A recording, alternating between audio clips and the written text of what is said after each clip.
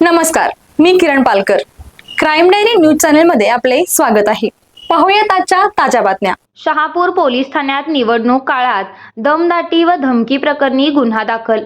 जिल्हा परिषद निवडणुकीच्या पार्श्वभूमीवर तारदाळ येथे मतदान केंद्राबाहेर दमदाटी व जीवे मारण्याची धमकी दिल्याप्रकरणी शहापूर पोलीस ठाण्यात गुन्हा दाखल करण्यात आला आहे.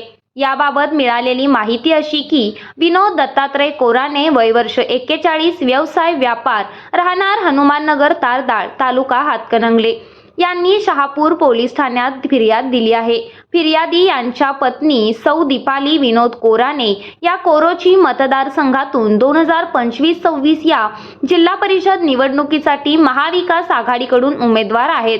दिनांक 7 फेब्रुवारी 2026 रोजी दुपारी सुमारे 3:10 वाजण्याच्या सुमारास जी.के. नगर तारदाळ येथील अंगणवाडीमधील बूथ क्रमांक 13 बाहेरील मैदानात फिर्यादी व त्यांची पत्नी मतदान केंद्रावरील यंत्रणेबाबत विचारणा करण्यासाठी गेली असता राहुल ढवळे, राहणार तारदाळ नाका, रणजित माने, राहणार जी.के. नगर तारदाळ, अमोल माळी, राहणार तारदाळ तसेच इतर 10 ते 15 अनोळखी इसमांनी त्यांना अडवून दमदाटी केली. यावेळी आरोपींनी फिर्यादी व त्यांच्या मुलास शिवीगाळी करत जीवे ठार मारण्याची धमकी दिल्याचा आरोप फिर्यादीत करण्यात आला आहे. या घटनेबाबत शहापूर पोलीस ठाण्यात गुन्हा नोंदवण्यात आला असून पुढील तपास पोलीस करत आहेत.